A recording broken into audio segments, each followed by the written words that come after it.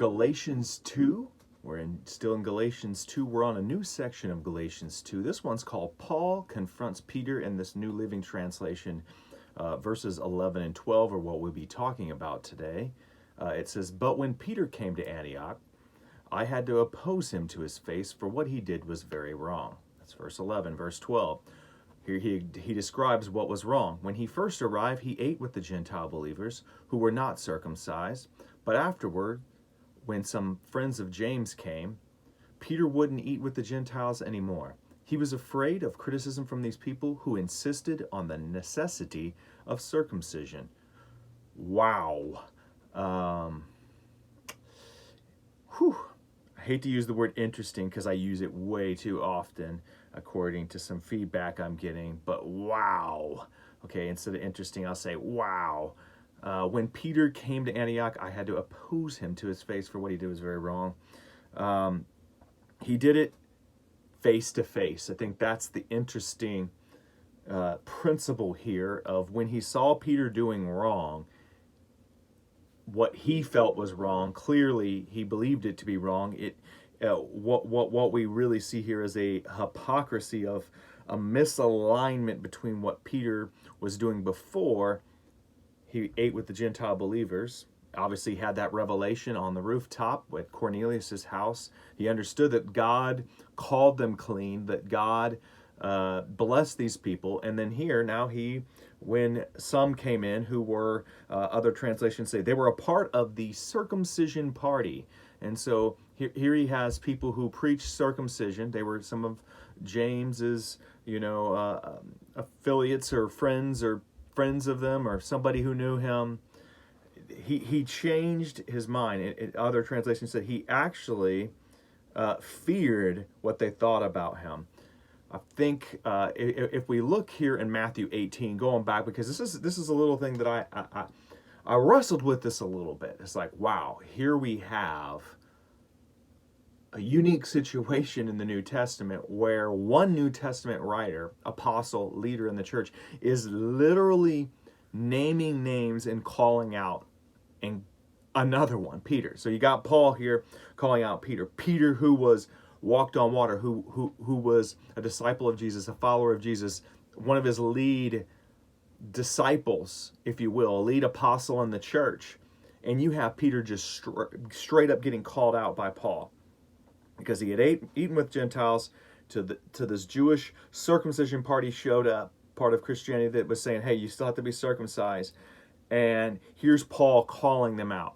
And so in my mind, I struggle with this a little bit because going back to Matthew, where Jesus gives us direction for correcting other believers, Matthew 18, verse 15, he says, "If another believer sins against you, go privately and point out the offense. If the other person listens and confesses it, you have won the other person back. But if you are unsuccessful, take one or two others with you and go back again, so that everything you say may be confirmed by 2 or 3 witnesses. If the person still refuses to listen, take your case to the church. If he or she won't accept the church's decision, treat that person as a pagan or corrupt tax collector." And so I had this issue of like, oh wow, if you had this private moment with Peter, like, why are you airing that out? I think the unique distinction here, and maybe you have another view on this. I don't have any. I've kind of looked up some different writings on this and some different thoughts. The unique distinction here is what Peter was doing was public.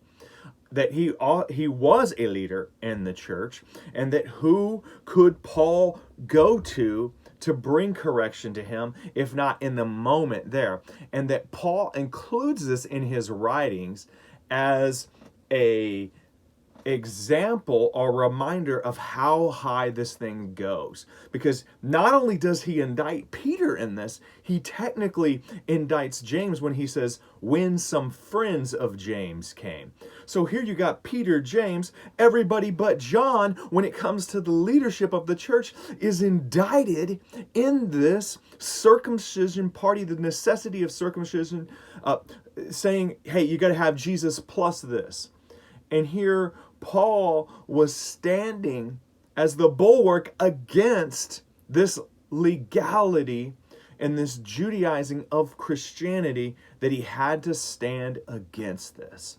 He had to make it clear to those Galatian readers, this wasn't okay. I have to take a stand.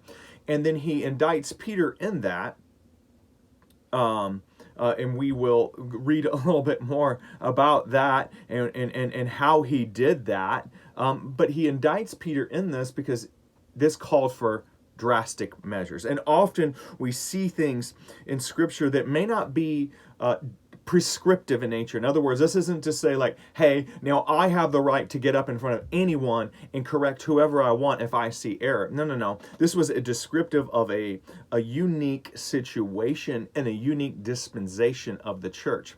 For instance, a unique dispensation of the church, when we go back to Ananias and Sapphira, when they were in the church, they got up, and what was happening in Acts that we see is people were selling everything they had and laying it at the apostles' feet.